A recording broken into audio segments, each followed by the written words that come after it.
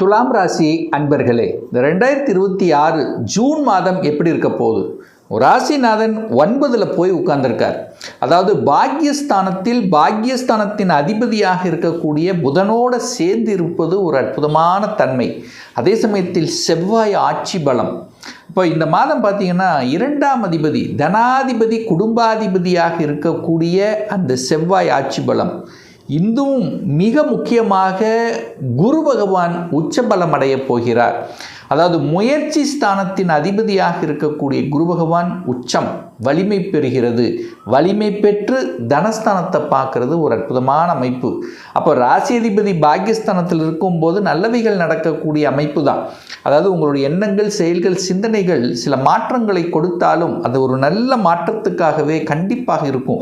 ஒரு சேஞ்சஸ்ங்கிறது கண்டிப்பாக இந்த ஜூன் மாதம் துலாம் ராசி என்பவர்களுக்கு நிச்சயமாக உண்டு. ஒன்று பொருளாதார ரீதியாக, குடும்ப ரீதியாக, அதே சமயத்தில் அதாவது குடும்ப ரீதியாக அப்படின்னு சொல்லும்போது குடும்பத்தில் சில கசப்புணர்வுகள் இருந்து கொண்டிருந்த நிலைகள் மாறப்போகிறது அப்படின்னு நான் சொல்ல வரேன். அதே சமயத்தில் ஒரு இடமாற்றம், அதாவது தொழிலுக்காக, வேலைக்காக, உத்தியோகத்துக்காக ஒரு மாற்றங்கள் கொடுக்கக்கூடிய அமைப்பு இந்த ஜூன் மாதம் கண்டிப்பாக உண்டு. செவ்வாய் வலிமை பெறும்போது என்னன்னா கோபம் வரும். சில சமயங்களில் கோபம், ஆக்ரோஷம் வெளிப்படுத்தும். ஸோ அங்கே மட்டும் கொஞ்சம் கண்ட்ரோலாக இருக்கணுங்கிறத ஞாபகத்தில் வச்சுக்கோங்க. ஏன்னா கோபக்கார கிரகம் என்று சொல்லக்கூடிய செவ்வாய் பகவான் ஆட்சியாக இருந்து உங்கள் ராசியை பார்க்கக்கூடிய அமைப்பு இருக்கிறதுனால மட்டும்தான் கொஞ்சம் நிதானம், பொறுமை அவசியம் என்பதை உணர வேண்டும். குரு பெயர்ச்சிக்கு அப்புறம், அதாவது இந்த ஜூன் மாதம் 2ஆம் தேதிக்கு அப்புறம் கண்டிப்பாக 10ஆம் இடத்துல வந்து உட்காரும்போது தொழில், வேலை, வியாபாரத்தில் ஒரு சேஞ்சஸ்ங்கிறது கண்டிப்பாக உருவாக்கும். இதில் எந்தவித மாற்று கருத்தும் இல்லை. அப்போ ஒரு சேஞ்சஸ்ங்கிறது நல்ல விதமான ஒரு சேஞ்சஸ் அப்படிங்கிறத நீங்கள் எடுத்துக்கணும். பொருளாதார விஷயங்கள், தன விஷயங்கள் எப்படி இருக்குது அப்படின்னா 2ஆம் அதிபதி தனஸ்தானாதிபதி ஆட்சி பலம் ஸ்ட்ராங்காக இருக்கார். தனக்காரக கிரகமான குரு பகவான் உச்சமாக இருக்கார். அப்போ அந்த தனக்காரக கிரகம் உச்சமாக இருந்து எங்கே பார்க்குறார்? 2ஆம் இடத்தையே பார்க்குறார். தனஸ்தானத்தை பார்ப்பது ஒரு அற்புதமான ஒரு அமைப்பு. ஸோ அதுவும் இந்த சுக்கிரன் ஜூன் மாதம் 8ஆம் தேதிக்கு அப்புறம் குருவோடு வந்து இணைந்து கண்டிப்பாக தனஸ்தானாதிபதியான அந்த செவ்வாய் சுக்கிரனை பார்க்குறார். அப்போது பொருளாதார ஏற்றம் என்பது கண்டிப்பாக உண்டு. எதில் வேலையாக இருந்தாலும், தொழில், வியாபாரம், எதில் நீங்கள் இருக்கிறீங்களோ அதில் உயர்வை தரக்கூடிய ஒரு மாதம் இந்த ஜூன் மாதம் துலாம் ராசி என்பவர்களுக்கு. குடும்பம் நன்றாக இருக்குமா? நல்லபடியாக இருக்கும். அதாவது குடும்பத்தில் சில கசப்புணர்வுகள் இருந்தாலும் இந்த மாதம் அது விலகிவிடும். ஒருவருக்கொருவர் புரிந்து கொள்ளக்கூடிய உணர்வு அப்படிங்கிறது நிச்சயமாக ஏற்படுத்தும். பெரிய மனிதர்களின் தொடர்பு என்பதும் குருமார்களினுடைய ஆசீர்வாதங்கள், குருமாரனுடைய அனுகிரகங்கள் இந்த மாதம் துலாமுக்கு நிச்சயமாக உண்டு. வாக்கு ஸ்தானாதிபதி பலமாக இருக்குது. அப்போ வாக்கு நன்றாக இருக்க போகிறது. பேச்சு ஆணித்தரமாக இருக்க போகிறது. எதை செய்யணும், எதை பண்ணணும், எப்படி பேசணும் அப்படிங்கிற அந்த எண்ண உணர்வு அதிகமாக இருக்கும். அதுவும் பொருளாதார ரீதியில் தான் உங்கள் பேச்சே இருக்க போகுதுன்னு அர்த்தம். அப்போ பணத்தை மூலதனமாக போடாமல் புத்தி அறிவு வச்சு செய்யக்கூடிய தொழில்கள், கன்சல்டன்சி, பேச்சு பிழைக்கக்கூடிய துறைகள், இதெல்லாமே சூப்பராக இருக்கக்கூடிய ஒரு அற்புதமான ஒரு மாதம் இந்த ஜூன் மாதம் துலாம் ராசி அன்பர்களுக்கு. 3ஆம் அதிபதி உச்சம். 3ஆம் இடம் என்பது என்ன? முயற்சி, தைரிய, வீரியத்தை கொடுக்கக்கூடிய குரு பகவான் உச்சமாக இருக்கிறார். தைரியமாக, அது எங்கே இருக்கிற 10ல் தைரியமாக ஒரு முடிவெடுப்பீங்க. தொழில், வேலை, வியாபாரம், இதை செய்யலாமா, பண்ணலாமா, போகலாமா, வேண்டாமா, முடிவை எடுக்க முடியாமல் தடுமாறி கொண்டிருந்த இந்த துலாமுக்கு இப்போ தெளிவான முடிவுங்கிறது எடுப்பீங்க. உங்களுடைய வாழ்க்கை முறையில், தொழில் ரீதியில், வேலை ரீதியில் ஸ்ட்ராங்காக ஒரு டிசிஷன் எடுப்பீங்க. ஸ்ட்ராங்காக ஒரு மாற்றமும் காமிக்குது. அது கண்டிப்பாக நீங்கள் ஏற்படுத்திக்கலாம். அப்போ பிரயாணம், தொழில் ரீதியாக பிரயாணங்கள் ஏற்படுத்தும். ஏன்னா 10ல் இருக்கார், 3க்குரியவன் 10ல் இருக்கார். அப்போ சிறுதூர பிரயாணங்கள்ங்கிறது கண்டிப்பாக உண்டு. தொழிலில் சில ஒப்பந்தங்கள் கிடைக்கக்கூடிய வாய்ப்புகள் சந்தர்ப்பங்கள் உண்டு. உங்கள் தொழிலினுடைய வளர்ச்சிக்கு சில ஒப்பந்தங்கள் போடுவீங்க. கையெழுத்து போடக்கூடிய ஏற்றுமதி இறக்குமதி சார்ந்த துறைகள், விற்பனை சார்ந்த விஷயங்கள், ரியல் எஸ்டேட் சார்ந்த துறையில் இருக்கின்றவர்களுக்கெல்லாம் ஒரு நல்ல காலகட்டமாக இருக்க போதுன்னு சொல்லலாம். ஸோ ஒரு நல்ல ஒரு ஆர்டர் கண்டிப்பாக கிடைக்கக்கூடிய அமைப்புங்கிறது உண்டு. 4ஆம் அதிபதி 6ல் உட்கார்ந்துருக்கார், தனக்கு 3ஆம் இடத்துல இருக்கார். அப்போ இடம், நிலம், வீடு, வண்டி, வாகனம் வாங்குறதுக்கு ஒரு சூப்பரான ஒரு பீரியட் அப்படின்னு எடுத்துக்கலாம். குரு நேர 4ஆம் இடத்தை பார்த்துடுறார், 6க்குரியவன் 4ஆம் இடத்தை பார்க்குறார். கடன் கிடைக்கும், கேட்ட இடத்தில் கடன் கிடைக்கும். ஒரு வீடு வாங்கணும், வீட்டை ஆல்ட்ரு பண்ணணும், இடம் வாங்கணும். அதுவும் ஒரு சிலருக்கு புதுசாக ஒரு எண்ணம் தோணும், விவசாய நிலம் வாங்கணும் அப்படிங்கிற எண்ணம் இந்த துலாம் ராசி என்பவர்களுக்கு இந்த மாதம் ஏற்படுத்தும். பெருசாக இடம், சின்னதாக இல்லை, பெருசாக வாங்கணும். ஒரு ஏக்கர் வாங்கி விடலாம். ஒரு விவசாயம் பின்னாடி ஃப்யூச்சரில் நமக்கு யூஸ் ஆகும். ஸோ இப்படியெல்லாம் என்ன உணர்வுகளை கொடுக்கக்கூடிய ஒரு மாதமாக துலாமுக்கு அமையும். படிப்பு நல்லா இருக்குது, குரு பார்க்குறார், 4ஆம் இடத்தை குரு பார்க்குறார். அப்போ படிப்பை பற்றி கவலைப்பட வேண்டிய அவசியம் இல்லை. படிப்பில் ஏதாவது ஒரு மந்த நிலையில் இருந்திருந்தாலும் இப்போ இந்த ஜூன் மாதத்திலிருந்து தெளிவாக படிக்கணும், இப்படி ஆகணும், நம்முடைய ஃப்யூச்சர் இப்படி இருக்கணும், இப்படி வேலை பார்க்கணும் அப்படிங்கிற ஒரு கற்பனை, அந்த எண்ண உணர்வுகள் ஸ்ட்ராங்காக விதைக்கக்கூடிய ஒரு காலகட்டமாக அமையும். நல்ல படிக்கக்கூடிய ஒரு அனுகூலங்களை, அதுக்கான ஒரு பாத் கண்டிப்பாக கிடைக்கும். உயர்கல்வியாக இருக்கட்டும், அல்லது ஒரு யூஜியாக இருக்கட்டும், எதுவாக இருக்கட்டும், தான் நினைத்தது செயல்படுத்தணும் அப்படிங்கிறத எண்ணம் ஸ்ட்ராங்காக இருக்கக்கூடிய ஒரு நல்ல மாதமாகவே இந்த துலாமுக்கு அமைய இருக்கிறது. 6ஆம் இடத்தில் சனி பகவான் அமர்ந்திருக்கார். 5க்குரியவன் 6ல் இருக்கார், தனக்கு 2 வேலை கிடச்சிரும், படித்த உடனே வேலை கிடைக்கும். 6ஆம் இடம் என்பது என்ன? வேலை. அப்போது 6ஆம் இடத்தில் சனி, தொழில் காரக கிரகம் என்று சொல்லக்கூடிய சனி 6ல் உட்கார்ந்துருக்கார்.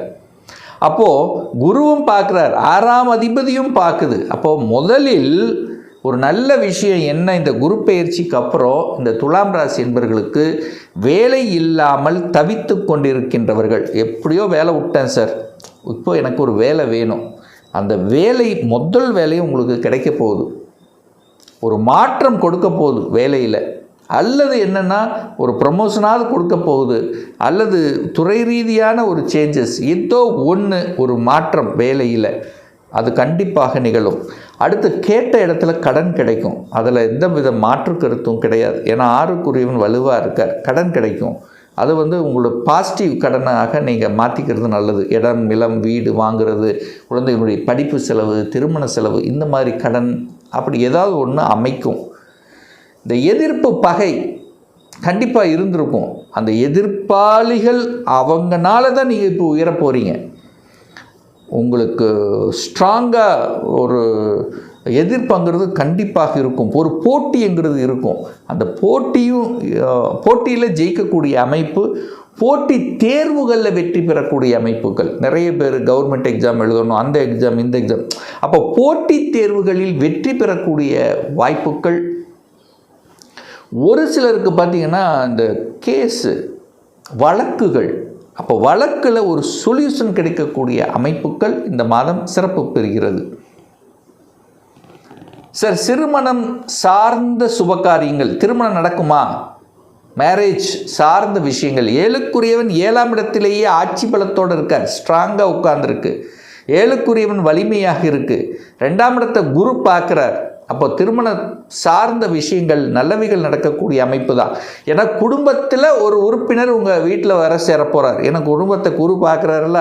அப்போ கண்டிப்பாக திருமண வாய்ப்புகள், சுப விஷயங்கள் நடக்கக்கூடிய ஒரு மாதமாகவே இந்த துலாமுக்கு அமைய இருக்கிறது. 11க்குரியவன் 8ல் உட்கார்ந்துருக்கார். அப்போது சூரியன்னாலே அரசு காரியங்கள், அரசு விஷயத்தில் பர்ஃபெக்டாக இருக்கணுங்கிறது காமிக்குது. அந்த அரசினுடைய நெறிமுறைகள் சரியாக ஃபாலோ பண்ணணும், இல்லைன்னா ஒரு தொந்தரவு கொடுக்கும். மேலதிகாரிகளில் சில அழுத்த, ப்ரெஷர், டென்ஷன், இது எது வரைக்கும்னா இந்த ஜூன் 15 வரைக்கும் தான். அதுக்கப்புறம் அது அப்படியே தலைகளாக மாறப்போகுது. அப்போது தகப்பனுடைய சூரியன்னா அப்பாவை குறிக்கும். அவர் போய் 8ல் உட்காந்துருக்கார். அப்பாவோட சண்டை சச்சரவு போகக்கூடாது, அப்பாவுடைய ஹெல்த்தை கொஞ்சம் பார்க்கணும். இதை மட்டும் மைண்டில் வச்சுக்கிட்டால் போதும். மற்றபடி பெரிய பாதிப்பு என்பது இல்லை. பாக்யாதிபதி வலிமையாக இருக்கார். அப்போ ஒரு பாக்கியத்தை தரணும், ஒரு நல்லவைகள் நடக்கணும், நற்செய்தியை கொடுக்கணும், ஒரு குட் நியூஸ் உங்களுக்கு கொடுக்கணும். அதன் மூலமாக ஒரு சந்தோஷம் உங்கள் மனசில் அல்லது உங்கள் குடும்பத்தில் ஏதாவது ஒன்று இந்த மாதம் எனக்கு நடந்ததுப்பா, திருப்தியாக இருக்குது அப்படின்னு சொல்லக்கூடிய அளவுக்கு ஒரு விஷயம் கண்டிப்பாக ஏற்படுத்தும் துலாம் ராசி அன்பர்களுக்கு. அதில் சித்திரை நட்சத்திரத்தில் பிறந்தவர்கள், துலாம் ராசியில் சித்திரை நட்சத்திரத்தில் பிறந்த அன்பர்களுக்கு பார்த்திங்கன்னா கண்டிப்பாக இடம், நிலம், வீடு, வண்டி, வாகனம் இதை பற்றியான எண்ண உணர்வுகள் அதிகமாக இருக்கும். அதை பற்றிய தேடுதல், அதை பற்றிய எண்ணங்கள் இருக்கிறவங்களுக்குள்ள சக்ஸஸ் கொடுக்கக்கூடிய ஒரு காலகட்டமாக இந்த மாதம் அமையப்பெறுகிறது. நீங்கள் கண்டிப்பாக முருகப்பெருமானை சென்று வழிபடுவது நல்லது. சுவாதி நட்சத்திரத்தில் பிறந்தவர்கள், இந்த துலாமில் சுவாதி நட்சத்திரத்தில் பிறந்த உங்களுக்கு இந்த மாதம் வெளிநாட்டு தொடர்புகளை கண்டிப்பாக ஏற்படுத்தும். நண்பர்கள், வெளிநாட்டு நண்பர்கள் கிடைக்கப் பெறுவார்கள். அவர்கள் மூலமாக சில ஆதாயங்கள், அனுகூலங்கள், அதாவது வெளிநாடு, படிப்பு, வேலை, வியாபாரம், ஏதோ ஒன்று வெளிநாட்டு தொடர்புகளை கொடுக்கக்கூடிய ஒரு நல்ல மாதமாகவே உங்களுக்கு அமைகிறது. வழிபடக்கூடிய தெய்வம் அப்படின்னா கண்டிப்பாக பத்ரகாளி அம்மன், ஒரு உக்ர தெய்வங்களை வழிபடுவது ரொம்ப சிறப்பு. அதுவும் குறிப்பாக துர்க்கை அம்மன் வழிபடுவது ரொம்ப அதுக்கு விட ஒரு மேன்மை தரக்கூடிய அமைப்பு. விஷாக நட்சத்திரத்தில் பிறந்த இந்த துலாம் ராசி அன்பர்களுக்கு பெரிய மனிதர்களின் தொடர்புகளை கொடுக்கும். அதாவது ஒரு அங்கீகாரம் கிடைக்கும். ஒரு பதவி, புகழ், பட்டம், பதவி, புகழ்னு சொல்லுவோம் பார்த்தீங்களா, ஒரு கௌரவம். ஸோ அது கிடைக்கும். நீங்கள் யாருன்னு தெரியாதவங்க இப்போ தெரியக்கூடிய அமைப்புங்கிறது உண்டு. குழந்தைகளால் அனுகூலம், ஆதாயம் கிடைக்கக்கூடிய ஒரு நல்ல மாதமாக அமைகிறது. தட்சிணாமூர்த்தி வழிபாடு எடுத்துக்கொள்வது அனைத்து விதத்திலும் உங்களுக்கு மேன்மையை தரும். அந்த தட்சிணாமூர்த்தி வழிபாடு எடுத்துட்டிங்கன்னா கடன் சார்ந்த விஷயங்கள், நோய் எதிர்ப்பு, பகை இது அத்தனையும் விலகுங்கிறதுல எந்தவித மாற்று கருத்தும் கிடையாது. இன்னும் ஒரு துல்லிய பலன் உங்களை பற்றி தெரிஞ்சுக்கணும். 2026 எப்படி இருக்க போகுது, தொழிலா, வேலையா, வேலையில் எப்போ நமக்கு ப்ரமோஷன் கிடைக்கும், என்ன கோர்ஸ் படிப்பது நமக்கு உத்தமம், இன்ஜினியரா அல்லது டாக்டர் சார்ந்த விஷயமா, 2026 எப்போ நமக்கு திருமணம் நடக்கும், எப்போ குழந்தை பாக்கியம், எப்போ வீடு கட்டுவேன், இது போன்ற கேள்விகளுக்கு துல்லியமான பதிலை நம்மால் கூற முடியும். ஒரு பர்சனல் கன்சல்டேஷன் எடுத்துக்கணும், ஒரு சுய ஜாதகம் பார்க்கணும் என்று விருப்பப்படக்கூடிய அன்பர்கள் டிஸ்பிளே தெரியக்கூடிய நம்பருக்கு வாட்ஸ்அப் மூலமாகவோ ஃபோன் கால் மூலமாகவோ தொடர்பு கொண்டு நேரடியாகவோ அல்லது ஆன்லைன் மூலமாகவோ அப்பாயின்மெண்ட் பெற்றுக்கொள்ளலாம். நம்மளுடைய அலுவலகம் கோயம்புத்தூரில் அமைந்துள்ளது. அதாவது கோயம்புத்தூரிலிருந்து மேட்டுப்பாளையம் செல்லும் வழியில் வெள்ளக்கிணர் பிரிவு அன்னபூர்ணா ஹோட்டலுக்கு பக்கத்தில் அமைந்துள்ளது. பிரியர் அப்பாயின்மெண்ட் வாங்கிட்டு நேரடியாக கன்சல்டேஷன் எடுத்துக்கலாம். நிச்சயமாக இந்த பதிவு ஏதாவது ஒரு ரூபத்தில் உங்களுக்கு யூஸ்ஃபுல்லாக இருக்குங்கிறதுல எந்தவித மாற்று கருத்தும் கிடையாது. நம்ம சேனலை நீங்கள் ஃபஸ்ட்டு டைம் பார்ப்பவர்கள் என்றால் மறக்காமல் சப்ஸ்கிரைப் பண்ணிக்கிங்க. பக்கத்தில் இருக்கக்கூடிய பெல் பட்டன் மற்றும் ஆல் நோட்டிஃபிகேஷனை கிளிக் பண்ணும்போது நான் போடக்கூடிய அடுத்தடுத்த பதிவுகள் உங்களுடைய நோட்டிஃபிகேஷனில் வந்து சேரும். மீண்டும் ஒரு நல்ல பதிவில் உங்களை சந்திக்கும் வரை உங்களிடமிருந்து விடைபெறுவது உங்கள் அஸ்ட்ராலஜர் டாக்டர் சதீஷ்.